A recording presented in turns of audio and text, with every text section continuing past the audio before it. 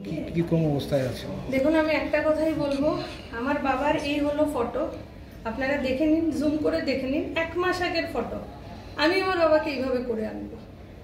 1 মাস আগে আমার সাথে বাবা মাইসুর গেছিল, আমরা মা চামুণ্ডেশ্বরী টেম্পলে গেছিলাম, এটাও একটা 51 শক্তিপীঠ। হি ওয়াজ ফিট অ্যান্ড ফাইন। আমার বাবা আবার ফিট অ্যান্ড ফাইন হবে। আমার বাবার অনেক কিছু আছে যেগুলো স্বপ্ন পূর্ণ হয়নি। লাস্ট টাইম ইলেকশনে বাবা যেই ভোটে জিতেছে, এই ভোটাঙ্ক বাবা আশা করেনি। বাবা ফিরে আসবে। He is the Sharad Pawar of Tripura politics. Sharad Pawar ji যেভাবে টুইস্টেড ফেস নিয়ে পলিটিক্স করে, my father will do the same. He will sit on that speaker chair again and he will rule like Sharad Pawar ji. আর আমার অসংখ্য প্রাণের থেকে ধন্যবাদ আমি মানিক সাহা স্যারকে করি। উনি সত্যি আমার বাবার বন্ধু। আমার বাবা বিশ্ববন্ধু নাম তো, উনি একজন রিয়েল বন্ধু পেয়েছে মানিক সাহা স্যার। যেভাবে আমার দ্বিতীয় বাবা হিসাবে উনি পাশে দাঁড়িয়েছে, স্যার না থাকলে আমি কিচ্ছু করতে পারতাম না হলে। So I thank him. আমাদের স্টেট বেস্ট করেছে, কিন্তু টু মেক হিম আর Sharad Pawar I will take him to Bangalore. আমার বাবার ইচ্ছে ছিল অ্যাস্ট্রেসিয়ামের হসপিটালে যাওয়ার, আমি ওখানে নিয়ে যাবো and he'll come back like Sharad Pawar. Thank you. আমি ওনার ছেলে, আমি ডক্টর ইউনিভার্সিটিতে চাকরি করি। প্রথম থেকে বলতে চাই, প্রথম যখন বাবা অসুস্থ হয়ে ট্রেনের মধ্যে মাথা ঘুরিয়ে পড়ে, সাথে সাথে আমার কাছে ওরা ফোন করে। ইমিডিয়েটলি আমরা টিএমসিতে চলে যাই, টিএমসি হাসপাতালে।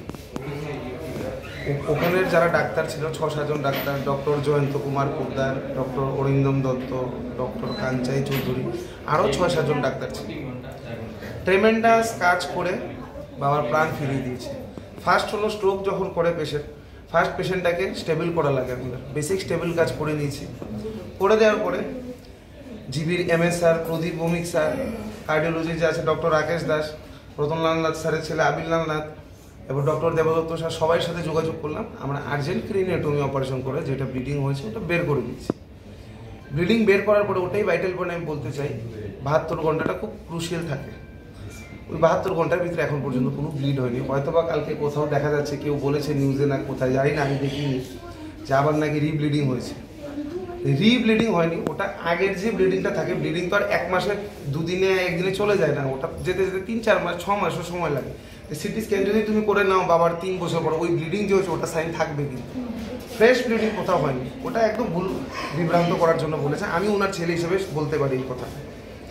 এখন আপনারা কি বলতে চান বলুন, প্রশ্ন থাকলে বলুন। এখন কেউ মনে পরিস্থিতি? এখন পরিস্থিতি খুবই ভালো আছে।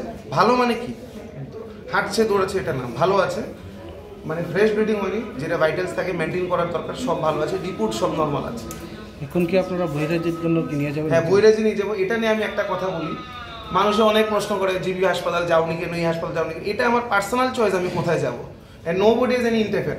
আমার যদি সামর্থ্য থাকে, পয়সা থাকে, ভালো থাকে, আমি ইন্ডিয়াতে না লন্ডনেও নিয়ে যেতে পারি আমার বাবাকে, আমি আমেরিকাও নিয়ে যেতে পারি। কোথায় যাবো কাউকে জিজ্ঞেস করে যাবো নাকি আমি কোথায়? আমার বাবার প্রাণ সবচেয়ে বড়।